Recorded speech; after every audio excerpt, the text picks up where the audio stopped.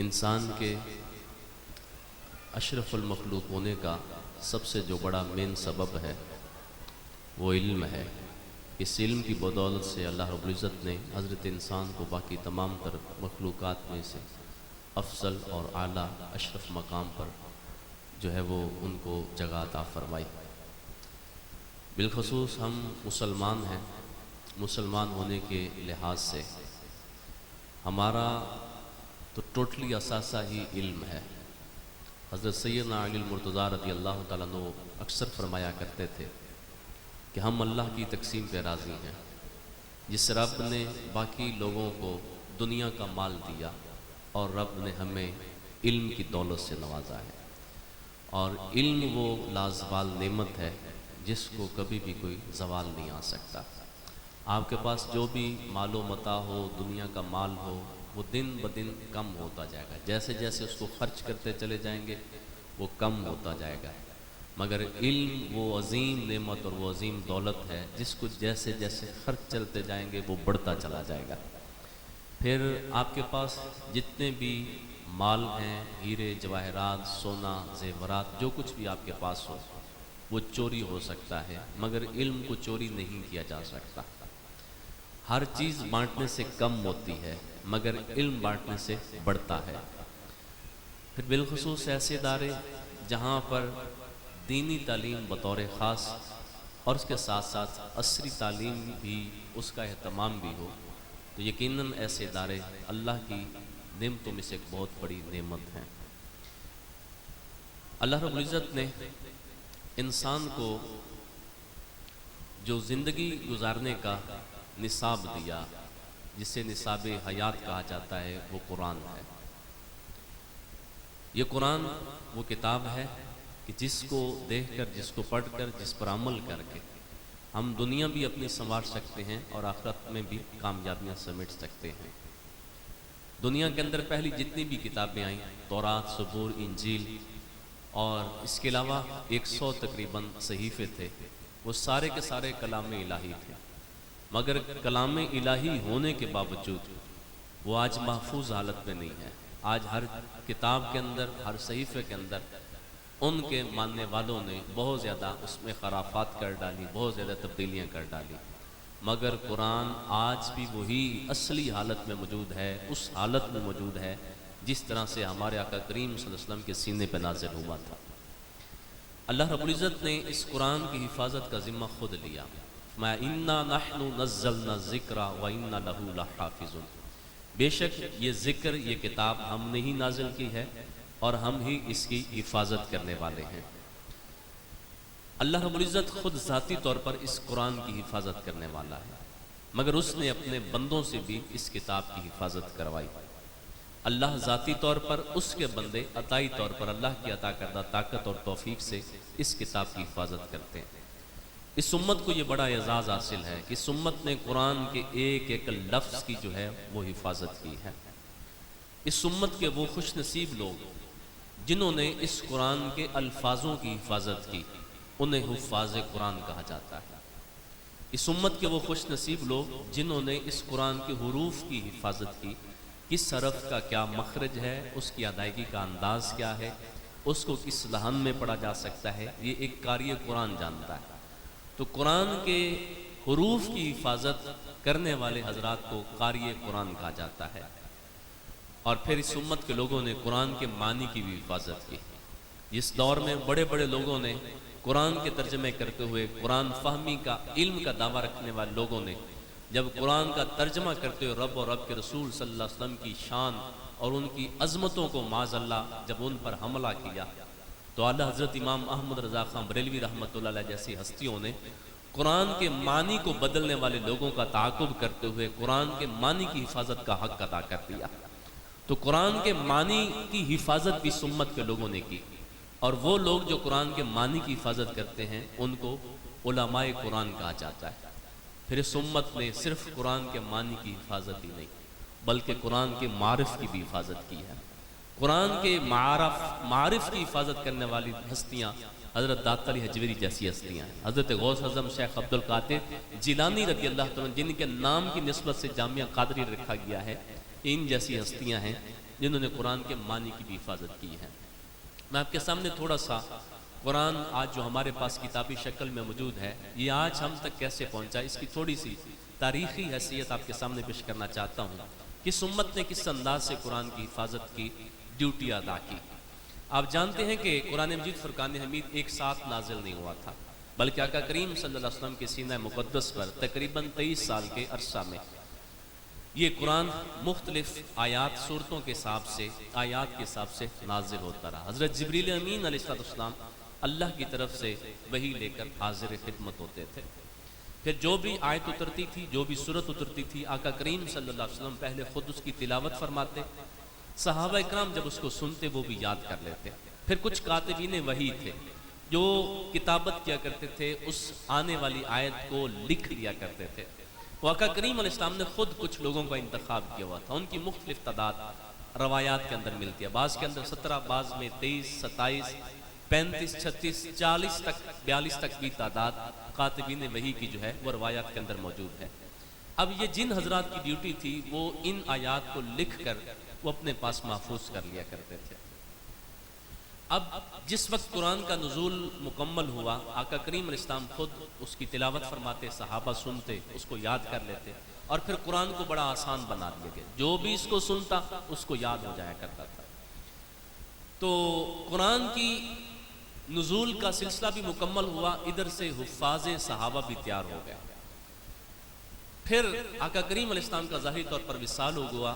حضرت ابوبکر صدیق رضی اللہ تعالیٰ عنہ کا جب مقدس زمانہ آیا تو حضرت عمر فاروق رضی اللہ تعالیٰ عنہ اور دیگر کچھ صحابہ نے امیر المومنین سیدنا صدیق اکبر رضی اللہ تعالیٰ عنہ کو یہ مشورہ دیا کہ قرآن کی مختلف آیات، اس کے مختلف جو صورتیں ہیں، وہ کہیں لکڑی کے اوپر، کہیں پتھر کے اوپر، کہیں کاغذ جو ہے وہ کاغذ اس وقت ایجاد نہیں ہوا تھا، درختوں کے پتوں کے اوپر لکھ کر اس کو محفوظ کیا گیا تھا۔ تو کہا کہ کہیں ایسا نہ ہو کہ کل کو یہ امت قرآن کے معاملے میں فتنے میں مبتلا ہو جائے، کیوں نہ قرآن کو ایک جگہ پر جمع کر لیا جائے۔ لہٰذا ان کے اس مشورے پر حضرت ابوبکر صدیق رضی اللہ تعالیٰ نے ایک کمیٹی تشکیل دی۔ حضرت زید رضی اللہ تعالیٰ نے اس کے، حضرت زید بن ثابت اس کی جو ہے کمیٹی کے سربراہ تھے، دیگر 7-8 صحابہ اور تھے جو اس کمیٹی کے ممبر تھے۔ اعلان کروا دیا گیا کہ جس جس کے پاس جو قرآنی آیت، قرآنی صورت، کوئی بھی قرآنی آیت اس کے پاس محفوظ ہے، وہ یہاں پر لے کر کمیٹی کے سامنے اس کو پیش کرے، جس پر کمیٹی والے اتفاق کریں گے اس کو یہاں پر جمع کر لیا جائے گا۔ لہٰذا وہ جو ایک نسخہ جمع ہوا جو حضرت ابوبکر صدیق رضی اللہ تعالیٰ نے اپنے مقدس زمانے میں جمع کرایا تھا، اس میں کچھ چیزیں پتھروں کے اوپر لکھی تھی، کچھ آیات صورتیں لکڑی کے اوپر لکھی ہوئی تھی، کچھ درختوں کے پتوں کے اوپر لکھی ہوئی تھی۔ تو اس انداز سے وہ جو نسخہ جمع ہوا وہ حضرت سیدہ حفصہ رضی اللہ تعالیٰ عنہا جو حضور اسلام کی زوجہ تھیں، حضرت عمر رضی اللہ تعالیٰ کی بیٹی تھیں، ان کے پاس اس کو جمع کروا دیا گیا۔ تو حضرت ابوبکر صدیق رضی اللہ تعالیٰ اس امت کے اندر وہ پہلے خوش نصیب صحابی ہیں جنہوں نے قرآن کو ایک جگہ پر جمع کیا۔ اسی لیے حضرت ابوبکر صدیق رضی اللہ تعالیٰ کے جہاں پر باقی القابات ہیں، ان میں سے ایک آپ کا لقب جامع القرآن بھی ہے، یعنی قرآن کو جمع کرنے والے۔ پھر حضرت عمر رضی اللہ عنہ کا زمانہ گزرا، پھر حضرت عثمان غنی کا دور آیا۔ اس وقت مسلمانوں کی جو ریاست تھی 40 لاکھ مربع میل کے اوپر اس وقت اسلام کا پرچم لہرا رہا تھا۔ تو اب اتنی بڑی سلطنت جس میں بڑے بڑے 8 صوبے تھے، اور آج وہ ایک صوبہ کئی درجن ملکوں پر وہ مشتمل ہے۔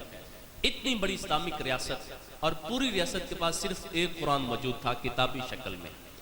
تو اس وقت مختلف صوبوں کے جو گورنرز تھے انہوں نے حضرت عثمان غنی رضی اللہ عنہ کی طرف پیغام بھیجا، کیونکہ اس امت نے قرآن سے قیامت تک رہنمائی حاصل کرنی ہے، اور اگر آج ہمارے پاس قرآن ہو گئی نہیں تو ہم اس سے فائدہ کیسے حاصل کریں گے، لہذا اس کے کچھ اور نسخہ جات تعمیر جو ہے وہ ترتیب دیے جائیں۔ تو حضرت عثمان غنی رضی اللہ عنہ کے دور میں چمڑے کی صنعت ایجاد ہو چکی تھی، چمڑے کے اوپر لکھنے کی صنعت اس کا آغاز ہو چکا تھا۔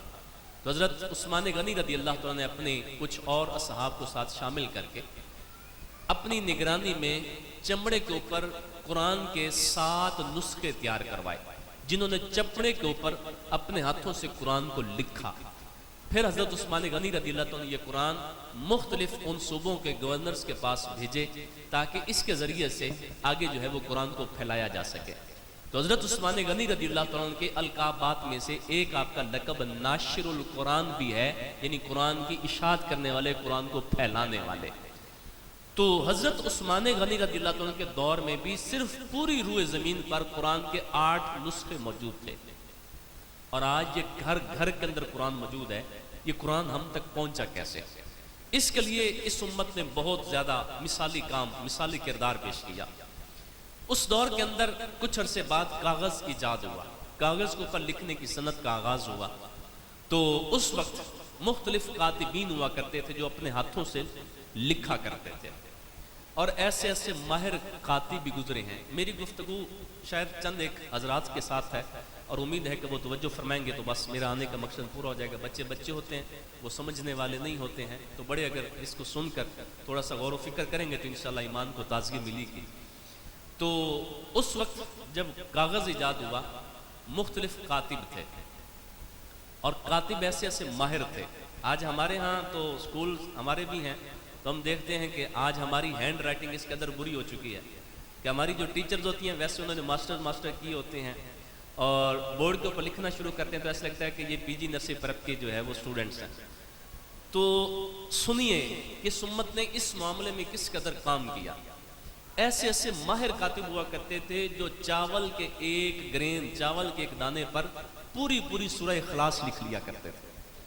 چاول کے ایک دانے پر سورۃ الفلق، سورۃ الناس، یہ چھوٹی چھوٹی صورتیں چاول کے ایک دانے پر لکھ لیا کرتے تھے۔ اتنی نفیس، اتنی خوبصورت، اتنی باریک لکھا کرتے تھے، بڑے کمال کے تھے۔ پھر اس قرآن کی کتابت نے لوگوں کو ایمان کی دولت سے بھی سرفراز فرمایا۔ ایک کاتب تھا، اس نے اپنا ایک واقعہ لکھا۔ اس نے کہا کہ میں کتابت کیا کرتا تھا، تو میرے پاس بہت سارے لوگ آیا کرتے تھے جو مجھے اپنے اپنے مذہب کی، اپنے دین کی دعوت دیا کرتے کہ ہمارے مذہب کو قبول کر لو۔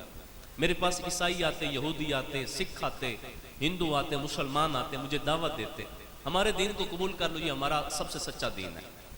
تو اس نے کہا کہ اب میں کیسے اس نتیجے پر پہنچوں کہ کون سا مذہب سچا مذہب ہے، کون سا دین سچا دین ہے؟ تو اس نے کہا کہ میں نے پھر ایک تجربہ کیا۔ تجربہ کیا کیا؟ اس نے کہا کہ میں نے ایک تورات لکھی، تورات کتاب لی۔ اس کے اندر جو اس کے مختلف مترادف الفاظ تھے، اب سکول میں بیٹھا ہوں، مترادف الفاظ بتانے کی میرے خیال میں ضرورت نہیں ہے۔ وہ الفاظ کہ جو بہم لفظ آپس میں جدا جدا ہوں مگر معنی ان کا ایک ہو، جیسے روشنی، اجالا، لفظ جدا جدا ہیں مگر معنی دونوں کا ایک ہی ہے۔ تاریکی، اندھیرا، لفظ الگ الگ ہے مگر معنی ان کا ایک ہے، ان کو مترادف الفاظ کہتے ہیں۔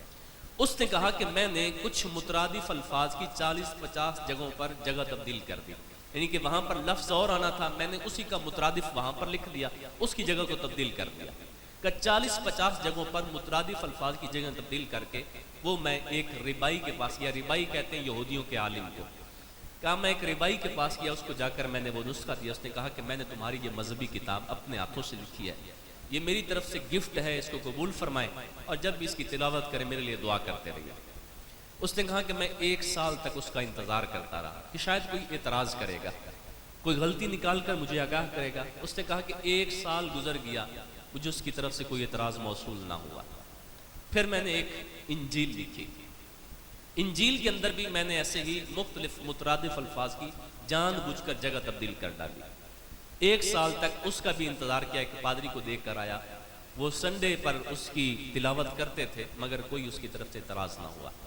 پھر میں نے قرآن لکھا۔ قرآن کے اندر بھی میں نے ایسے ہی کئی جگہوں پر مترادف الفاظ کی جگہ تبدیل کر کے ایک مسجد کے اندر ایک چھوٹے سے مولوی صاحب تھے، ان کو جا کر دیکھ کر آیا کہ یہ تمہاری مذہبی کتاب ہے، اس کو میں نے اپنے ہاتھوں سے بڑی محبت سے لکھا ہے، قبول فرمائے۔ کہتے ہیں ایک دن شام کے وقت میں اس کو دیکھ کر آیا۔ اگلے دن میں اپنے گھر میں سویا ہوا تھا کہ صبح کے وقت ہی میرے دروازے پر دستک ہوئی۔ باہر نکلا، دیکھا وہی مولانا میرے دروازے پر موجود تھے، اس کے ہاتھ میں وہ کتاب بھی تھی، قرآن تھا۔ اس نے مجھ سے پوچھا کہ یہ قرآن کس نے لکھا؟ اس نے کہا میں نے لکھا ہے۔ اس نے کہا یہ سوتے ہوئے لکھا ہے یا جاگتے ہوئے لکھا ہے؟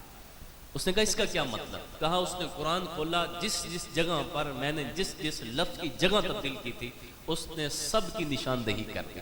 اس نے کہا یہاں پر یہ لفظ آنا تھا، یہاں پر یہ لفظ آنا تھا، تم نے اس کی جگہ پر یہ لکھ دیا، تم نے اس کی جگہ پر یہ لکھ دیا، لہٰذا تم نے ایسا لگتا ہے جیسے سوتے ہوئے لکھا ہے۔ وہ ہاتھ جوڑ کر معافی مانگنے لگا، کہنے لگا بھیا مجھے معاف کر دو، میں دراصل کسی نتیجے پر پہنچنا چاہتا تھا، دنیا کے اندر سچا مذہب کون سا ہے؟ کہا میں نے تورات لکھی، انجیل لکھی، ان کو دے کر آئے، ایک سال انتظار کیا، کسی کا کوئی اعتراض نہیں آیا، اور آج تم میرے دروازے پر آ کر مجھے ایک میری کی گئی جان بوجھ کی غلطی کو تم مجھے آگاہ کر رہے ہو۔ میں اس نتیجے پر پہنچا ہوں جو امت اپنی مذہبی کتاب کی حفاظت نہیں کر سکتی، بھلا ان کا دین کیسے سچا ہو سکتا ہے؟ تم نے مجھے آ کر اس بات کا احساس دلایا ہے کہ اس دنیا کے اندر اسلام جیسا کوئی سچا مذہب نہیں ہے، قرآن جیسی کوئی محفوظ کتاب نہیں ہے، لہذا تمہارے دین بھی سچا ہے، تمہارا مذہب بھی سچا ہے، تمہارے نبی حضرت محمد مصطفیٰ صلی اللہ علیہ وسلم بھی سچے ہیں، لہذا مجھے کلمہ پڑھا کر مسلمان کر دیجئے۔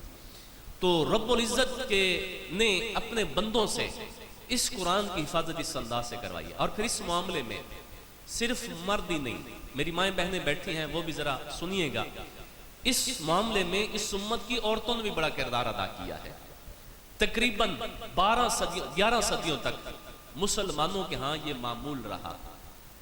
ہماری مائیں بہنیں بیٹھی ہیں، جب بیٹیاں جوان ہو جاتی ہیں، ان کا کہیں پر شادی وغیرہ کا پروگرام بنتا ہے، ہمارے آج بھی دیہاتوں کے اندر یہ رواج موجود ہے کہ جب کسی کی بیٹی کا رشتہ طے ہو جاتا ہے، پھر اس کے لیے بازار سے ایک تھان کپڑے کا خریدتے ہیں، یہ بیڈ شیٹ ہے، یہ فلاں شیٹ ہے، یہ فلاں چیز کی شیٹ ہے، اس کے اوپر وہ چھاپے والے سے چھاپا لگوا کر پھر وہ کڑھائی وغیرہ جو ہے وہ ہماری بیٹیاں بہنیں گھر میں بیٹھ کر کرتی ہیں، اور اپنا ایک سیٹ تیار کرتی ہیں کپڑے کا، پھول بوٹے وغیرہ اوپر نکالے ہوتے ہیں۔ یہ 40 50 60 100 سال پہلے یہ سسٹم چلا ہوگا، جبکہ اس سے پہلے بیٹیاں کچھ اور کام کیا کرتی تھی۔ وہ کیا ہوتا تھا؟ جب تک یہ پرنٹڈ قرآن شروع نہیں ہوئے تھے، اس سے پہلے تقریباً یہی سلسلہ رہا، تقریباً 11 صدیوں تک۔ جب بھی کسی مسلمان کے ہاں کسی کی بیٹی جوان ہو جاتی اور جب اس کی کسی جگہ پر رشتے کی بات طے ہو جاتی، تو والدین کہتے کہ ہم جو ہے وہ اب اپنا جہیز تیار کر لیں، جب جہیز تیار ہو جائے گا ہم بیٹی کو رخصت کر دیں گے۔ وہ جہیز کیا ہوتا تھا؟ یوں ہی وہ بازار سے جا کر کپڑا خریدتے یا وہ کاغذ خریدتے، بیٹی کو دے دیتے، بیٹی سے کہا جاتا ہے بیٹی گھر کے کام کاج کرنے کے بعد اب تم نے اپنے ہاتھوں سے بیٹھ کر رب کا قرآن لکھنا ہے۔ ہماری مسلمان بہنیں بیٹیاں 11 صدیوں تک اپنے جہیز میں لے جانے والا جو قرآن ہوتا تھا، جو ان کا جہیز ہوتا تھا، یہ قرآن اپنے ہاتھوں سے لکھا کرتی تھی۔ اور آج وہ رسمیں بدل گئی، آج وہ کپڑے کا سیٹ، بیڈ شیٹ، فلاں شیٹ وہ تو تیار ہو گئی، کپڑا بھی ہے، قرآن بھی ہے، مگر قرآن کے سائے میں ہماری بیٹیوں کو رخصت کیا جاتا ہے۔ وہ قرآن والدین لے کر تو دیتے ہیں، گولڈن کلر میں ایک اچھا غلاف اس کو پر چڑھا دیتے ہیں، اور بیٹی کو اس کو سائے میں رخصت کیا جاتا ہے، مگر وہ قرآن بیٹی کو پڑھایا نہیں جاتا۔ وہ بیٹی قرآن اپنے ساتھ تو لے جاتی ہے، مگر ساری زندگی الماری کے اندر بند کر کے اس کو رکھتی ہے۔ ہم نے جہیز کے اندر اس کو ٹیلی ویژن کی سکرین بھی دی، LCD بھی اتنی بڑی دی، بڑے سے بڑا مہنگا موبائل دیا۔ اب ہماری بیٹی بہن وہ اپنے گھر کے اندر جا کر اس LCD کو دہاڑی میں دن میں 10 مرتبہ صاف کرتی ہے، موبائل کو جب بھی ہاتھ لگاتے ہیں ہم اس کو صاف کرتے ہیں، اس کی سکرین کو صاف کرتے ہیں۔ وہ چیزیں، وہ LCD، وہ موبائل جس کے ذریعے سے ہم نفس اور شیطان کے چنگل میں پھنستے چلے گئے، جس نے ہمیں رب رحمان سے دور کیا، اس کو دن میں ہم نے 10 20 مرتبہ صاف کیا۔ مگر وہ قرآن جس کے بارے میں رسول اللہ صلی اللہ علیہ وسلم نے فرمایا تھا، لوگوں یہ قرآن وہ آسمانوں سے اللہ کی لٹکتی رسی ہے جس کا ایک سرا تمہارے رب کے ہاتھ میں ہے، دوسرا سرا تمہارے ہاتھ میں ہے، یعنی اگر تم اپنے رب تک پہنچنا چاہتے ہو تم اس قرآن کے دامن سے وابستگی اختیار کرنے پڑے گی۔ وہ قرآن ہمارے گھروں میں الماریوں میں بند پڑے ہیں، 6 مہینے سال تک پڑھنا تو بڑی دور کی بات، ہماری ماؤں بہنوں کو ان کو جھاڑنا بھی نصیب نہیں ہوتا۔ اور پھر ہمارے گھروں کے جو حالات ہیں وہ ہم سب کے سامنے ہیں۔ آج ہر گھر کے اندر لڑائی جھگڑا، میاں بیوی کا جھگڑا، ساس بہو کا جھگڑا، اور بھابی نند کا جھگڑا، کیا کچھ ہمارے گھروں کے اندر نہیں ہو رہا۔ آج گھروں سے سکون لٹ گیا۔ گھر کو مسکن بھی کہا جاتا ہے، مسکن کا مطلب ہوتا ہے سکون کی جگہ، مگر آج ہمارے گھروں میں سکون نہیں ہے۔ آج ہر بندہ پریشان ہے، ہر بندہ باہر ہے تو بہت خوش ہے، دوستوں کے ساتھ بڑا خوش ہے، اور کہیں پر بیٹھا بہت خوش ہے، گھر میں آتا ہے گھر اس کو تھانہ دکھائی دیتا ہے۔ میاں صاحب گھر میں آتے ہیں تو ایسے لگتا ہے کہ وہ جلاد بن کر اور ہلاکو خواہ بن کر گھر میں آتے ہیں، بچے سہمے ہوئے، بیوی سہمی ہوئی، ڈری ہوئی، گھر کے اندر ماحول وہ بن گیا۔ پھر ہم کیا سمجھتے ہیں؟ ہم یہ سمجھتے ہیں کہ ہمیں کسی نے تعویذ ڈال دیا، ہمارے اوپر کسی نے جادو ٹونا کر دیا۔ پھر آج ہمارے معاشرے کے ایک بہت بڑا المیہ، یہ 2 نمبر جاہل پیر اور عامل بابے ہیں۔ اور ناراض نہ ہوئیے گا میری مائیں بہنوں، ہماری مائیں بہنوں نے اللہ ماشاءاللہ ہر بدھ اور اتوار پکا کر کے رکھا ہوا ہے، کسی نہ کسی جاہل بابے عامل کے پاس پہنچی ہوتی ہیں۔ اور یہ اتنے کمینے صفت لوگ ہوتے ہیں، بہو چلی جائے اس کو کہیں گے تیری ساس نے تجھے تویز ڈالے ہوئے ہیں، ساس چلی جائے گی اس کو کہیں گے تیری بہو نے تجھے تویز ڈالے ہوئے ہیں۔ اب وہ ساس وہ بہو جن کا رشتہ ماں بیٹی جیسا تھا ان کو دشمن بنا دیا۔ اب وہ کہتی میں اس کا اتنا خیال رکھتی ہوں، میں نے اس کو گھر دیا، میں نے اس کو اتنی عزت دی، اب یہ میری جڑوں کو کاٹنے پہ لگی ہوئی ہے۔ وہ ساس جو ماں کے روپ میں تھی اب وہ ساس بن کر اپنی ہی بیٹے کا گھر اجاڑنے پہ لگ جاتی ہے۔ کبھی بیٹے کو شکایت، کبھی کس کو شکایت، کبھی اس کے ساتھ لڑائی، کبھی اس کے ساتھ لڑائی، خاندانوں کے خاندان اجڑ جاتے ہیں۔ اب ادھر دوسری طرف بہو کا بھی یہی حال ہے۔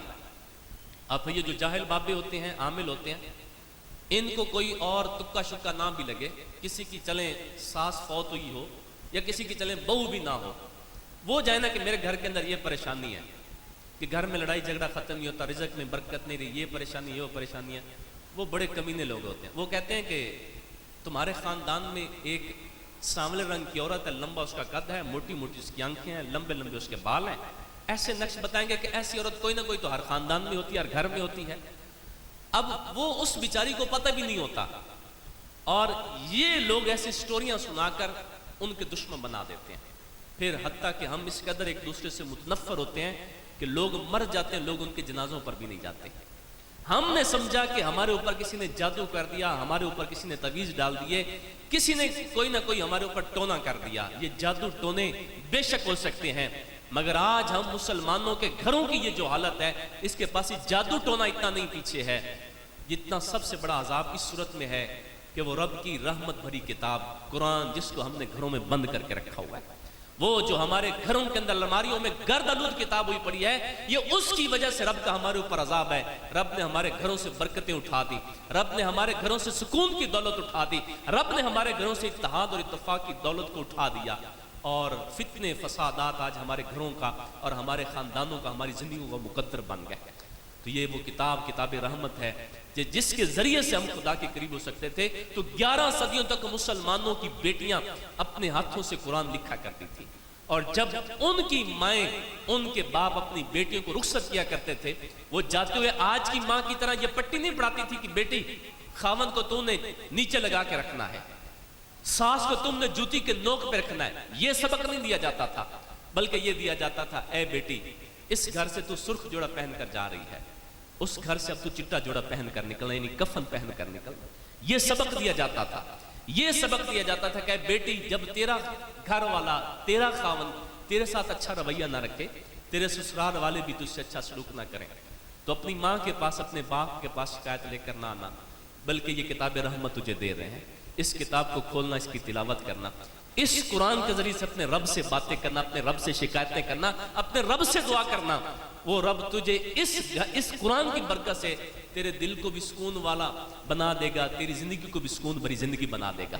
اور پھر یہی وہ کتاب کی برکتیں تھیں کہ اس دور کی ماں نے بابا فرید الدین مسعود گنج شکر جیسے بیٹوں کو جنم دیا، اس دور کے اندر حضرت غوث اعظم شیخ عبد القادر جیلانی جیسے بیٹے پیدا ہوتے رہے، تو دراصل ان کی مائیں وہ تھیں جو قرآن کی دامن سے وابستگی جنہوں نے اختیار کی ہوئی تھی۔ تو یہ وہ کتاب رحمت ہے کہ جس کے دامن کے ساتھ بالخصوص آج کی امت کی ماؤں کو، بیٹیوں کو جڑنے کی ضرورت ہے۔ وہ کسی نے بڑی خوبصورت بات کہی تھی کہ تم مجھے اچھی مائیں دو، ایک انگریز تھا، کہ تم مجھے اس معاشرے کے لیے اچھی مائیں دو، میں تمہیں اس معاشرے کے لیے اچھے بیٹے دے کر جاؤں گا، اس معاشرے کا اچھا مستقبل دے کر جاؤں گا، اس لیے کہ جیسی ماں ہوتی ہے ویسی اس کی اولاد ہوتی ہے، جو ماں کا کردار ہوتا ہے وہی کردار ان کی اولاد کے اوپر بھی جو ہے وہ ضرور ظاہر ہوتا ہے۔ ہماری مائیں بہنیں بیٹھی ہیں، ہمارا روزمرہ کا یہ تجربہ ہے، آپ نے بھی دیکھا ہوگا، ہم بھی دیکھتے ہیں، شام کا وقت ہوتا ہے، چھوٹے چھوٹے بچے ہوتے ہیں، انہوں نے گھر کے کام کاج کرنے ہوتے ہیں، تو اب ماں کیا کرتی ہے، اب اس نے سالن بنانا ہے، کھانا بنانا ہے، اب بیٹا جو ہے وہ سارا کا سارا مانوس ہے اپنی ماں کے ساتھ، جب تک ماں اس کو اٹھا کے سینے سے لگائے رکھتی ہے بیٹا بالکل چپ رہتا ہے، جو ہی اس کو اپنے آپ سے جدا کرتی ہے بیٹا رونا شروع کر دیتا ہے۔ تو ہماری مائیں کیا کرتے ہیں، ان کو تھپکی دے کر سلاتی ہیں، اور جب وہ دیکھتے ہیں کہ بچہ سو گیا، اس کی آنکھ لگ گئی، اس کو بیڈ کے اوپر چارپائی کے اوپر لٹا دیتی ہیں اور خود کام کاج میں جو ہے وہ جا کر مصروف ہو جاتی ہیں۔ اب بچوں کی نیند اور ان کے جاگنے کا کوئی پتہ نہیں چلتا، ایک لمحے سے پہلے سو بھی جاتے ہیں، ایک لمحے سے پہلے جاگ بھی جاتے ہیں۔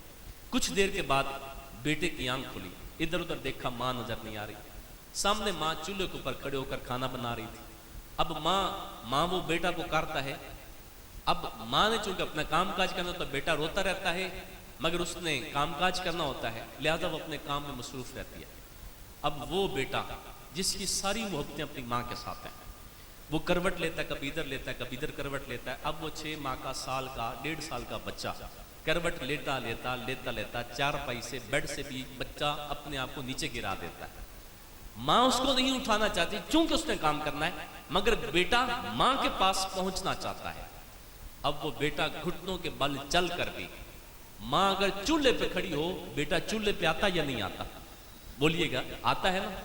اگر ماں کہیں برتن دھو رہی ہو، وہاں پر بیٹا جاتا یا نہیں جاتا؟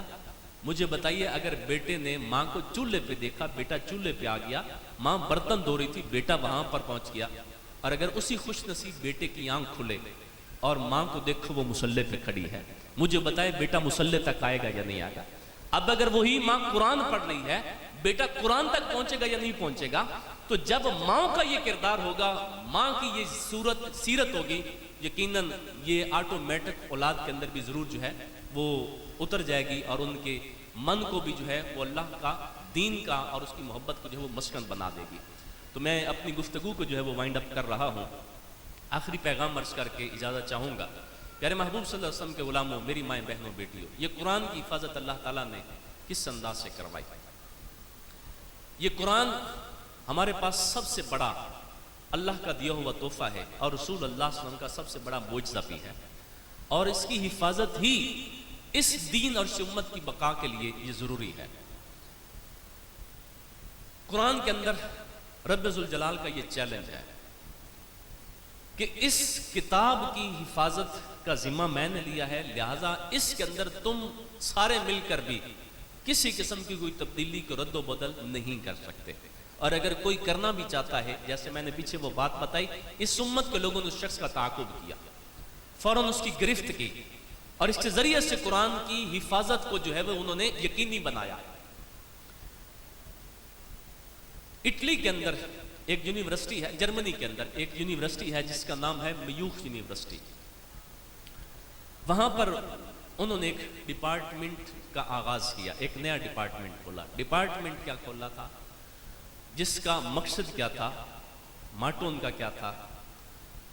انہوں نے اس کے لیے ایک بہت بڑی عالی شان بلڈنگ تعمیر کروائی، جس میں درجنوں کی تعداد میں انہوں نے نئے کمرے اور مختلف ہال جو ہے وہ تعمیر کروائے۔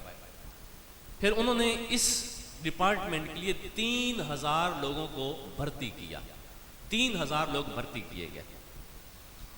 پھر انہوں نے کیا کیا، پوری دنیا میں سے، یہ میرے خیال میں کوئی 20-22 سال پہلے کا یہ واقعہ ہے، پوری دنیا سے مختلف ممالک سے جہاں جہاں پر پرنٹنگ پریس ہے، جہاں سے قرآن چھپتے ہیں، مثلا جیسے قرآن لاہور سے بھی چھپتے ہیں، اسلام آباد سے بھی چھپتے ہیں، کراچی سے چھپتے ہیں، پشاور سے چھپتے ہیں، کوئٹہ سے چھپتے ہیں، فیصل آباد سے چھپتے ہیں، آگے مدینہ شریف ہے، مکہ شریف ہے، ترکی کے، پوری دنیا کے جہاں جہاں سے پرنٹنگ پریس سے قرآن چھپتے تھے، ہر پرنٹنگ پریس سے انہوں نے قرآن خریدے۔ پوری دنیا سے 3 لاکھ نسخے انہوں نے خریدے۔ انہوں نے کہا کہ ایک کتاب جو ایک شہر سے چھپتی ہو، دوسرے شہر میں جب چھپتی ہے، اس میں کئی قسم کی تبدیلیاں، غلطیاں واقع ہو جاتی ہیں۔ اب یہ کیسے ممکن ہے کہ پوری دنیا سے قرآن چھپ رہے ہیں، ہر کسی کے پاس اپنا اپنا پرنٹنگ پریس ہو، ہر جگہ پر کاریگر الگ ہوں، وہاں پر بیٹھنے والے ماہرین الگ الگ ہوں، پروف ریڈنگ کرنے والے لوگ الگ الگ ہوں۔ اب ہر بندے کا علم الگ الگ ہے، ہر بندے کی زبان، اس کے پھر جو مختلف علاقوں کے لحاظ سے جو زبانیں ہیں، جو بولیاں ہیں، وہ بدل جاتی ہیں۔ تو کیسے ممکن ہے کہ سب کے ہاں قرآن ایک جیسا چھپتا ہو؟ انہوں نے کہا کہ ہم اس پر تحقیق کریں گے، ریسرچ کریں گے، اور اگر ہم ان کی غلطی پکڑنے پر کامیاب ہو گئے، ہم مسلمانوں کا پوری دنیا میں مذاق بھی اڑائیں گے اور ان کا انکار بھی کریں گے، اور ان کے دین کو معاذ اللہ جھوٹا دین بھی کہیں گے۔ اب انہوں نے 3000 لوگ بھرتی کیے، 3 لاکھ نسخے انہوں نے خریدے اور ان لوگوں کو 2 سال کا ٹائم دیا گیا۔ انہوں نے کہا کہ پوری دنیا سے مختلف شہروں سے جو چھپنے والے قرآن ہیں ان کا آپس میں بیٹھ کر تقابل کرو۔ مثلا ایک طرف پاکستان کے کسی پرنٹنگ پریس سے چھپنے والا قرآن ہے، دوسری طرف انہوں نے امریکہ کے کسی شہر سے چھپنے والے قرآن کو، دونوں کو ایک جگہ پر رکھا۔ کہا ایک ایک آیت کو چیک کرو، ایک ایک لفظ کو چیک کرو، ایک ایک حرف کو چیک کرو، ایک ایک زیر اور زبر کو، ایک ایک نقطے کو چیک کرو کہ کہاں کہاں پر ان میں مابین فرق ہے۔ اب انہوں نے 2 سال محنت کی، 3000 لوگوں نے 3 لاکھ نسخوں کو آپس میں بیٹھ کر جب ان کا تقابل کیا تو آخر کار انہوں نے جو آخری حتمی رپورٹ پیش کی اس کا مفہوم یہ تھا کہ ہم نے 2 سال کی طویل 3 سال کی طویل محنت کے بعد ہم نے دنیا کے مختلف علاقوں سے، ممالک سے، شہروں سے چھپنے والے کتابوں کا آپس میں تقابل کر کے اس نتیجے پر پہنچے ہیں کہ کسی بھی کتاب کا آپس میں آیت تو آیت رہی، لفظ تو لفظ رہا، حرف تو حرف رہا، خدا کی قسم زیر اور زبر زیر زبر رہی، ہم کسی نقطے کے مابین بھی فرق نہیں نکال سکے۔ پوری دنیا سے چھپنے والی کتابیں ساری کی ساری سیم ہیں۔ یہ اللہ رب العزت نے اس امت سے یہ کام لیا ہے۔ بالخصوص ہمارے جو ایسے ادارے ہیں، ان اداروں کے قیام کا، ان کو قائم کرنے کا جو بنیادی مقصد ہے وہ اس فوج میں اس امت کے لوگوں کو بھرتی کرنا ہے، شامل کرنا ہے جو قرآن کی ان سرحدوں پر پہرا دے رہی ہے۔ دعا ہے کہ خالق کائنات ایسے اداروں کو دن 11ویں رات 12ویں ترقیاں نصیب فرمائے،